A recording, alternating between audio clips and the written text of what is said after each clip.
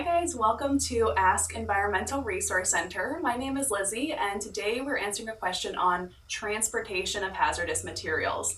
One of the most common questions we get on hazmat is who needs hazmat training? And the answer to that can be found in 49 CFR. So in 49 CFR, we'll see that all hazmat employees need training, and a hazmat employee is defined as anybody at all who affects the safety of a hazardous material shipment. So affecting the safety of a hazardous material shipment means you have a job duty that has to do with transportation of hazardous materials. So if we kind of list out who these people would be, we're thinking about the people who classify something as a hazardous material. So that could be someone who decides, yes, this is a flammable liquid, or yes, this is corrosive, and it's regulated for transportation.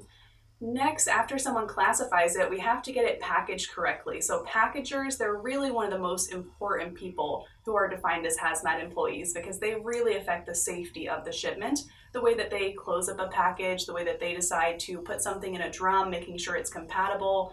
All packagers of hazardous materials must have training. Then we get into the hazard communication, and that would be the person who does marks, labels, and shipping papers. So when you're communicating the hazards, you are required to have hazmat training. So even putting a label on a drum, that would require you to be trained in a formal class.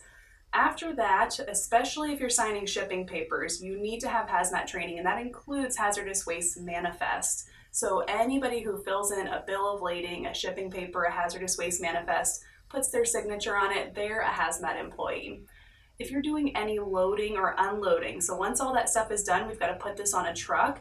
Even just moving a drum to a truck for transportation of hazardous materials, you're considered a hazmat employee who has to have training. And loading and unloading is a job duty that gets overlooked a lot of times. So make sure anybody at your site doing that does have their training done.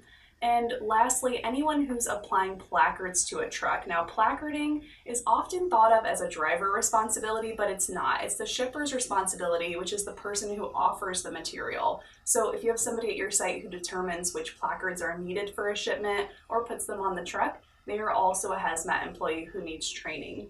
So, just thinking about everyone at your site that could need training, it's anyone at all who affects the safety of a hazardous material shipment. And of course, you can get your training done with Environmental Resource Center. We offer training seminars for, public classes, online. You can do a webcast, or you can do computer-based training on your own time. And if you have any more questions or need specific information about training at your site, training in our seminars, feel free to contact us online or give us a call. Thanks for watching Ask Environmental Resource Center.